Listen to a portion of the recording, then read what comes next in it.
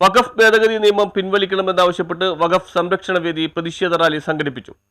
മുസ്ലിം സമുദായത്തിന്റെ ഉന്നമനത്തിനും അഭിവൃദ്ധിക്കും വേണ്ടി തങ്ങളുടെ വിശ്വാസത്തിന്റെ ഭാഗമായി നിരവധി സുമനസ്സുകൾ അള്ളാഹുവിനായി വഖഫ് ചെയ്ത സ്വത്തുക്കൾ തട്ടിയെടുക്കാനും അസ്ഥിരപ്പെടുത്താനുമുള്ള നിയമമാണ് വഖഫ് ഭേദഗതി നിയമം 2025 എന്ന് വാണിയക്കാട് ചീഫ് ഇമാം അബ്ദുൽ മജീദ് ഖാസിമി പറഞ്ഞു.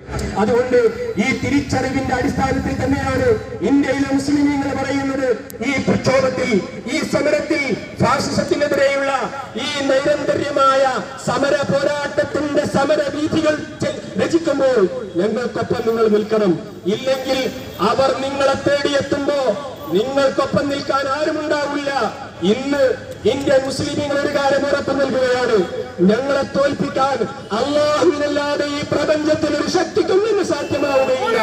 കാരണം ഞങ്ങൾ ജീവനേക്കാളും ജീവിതത്തെക്കാളും ഞങ്ങൾ വിശ്വസിക്കുന്നത്, പ്രാധാന്യം കൽപ്പിക്കുന്നത് ഞങ്ങളുടെ വിശ്വാസത്തിനാണ്. ആ വിശ്വാസത്തിന്റെ സംരക്ഷണത്തിന് വേണ്ടിയാണ് ഞങ്ങൾ പോരാടുന്നത്.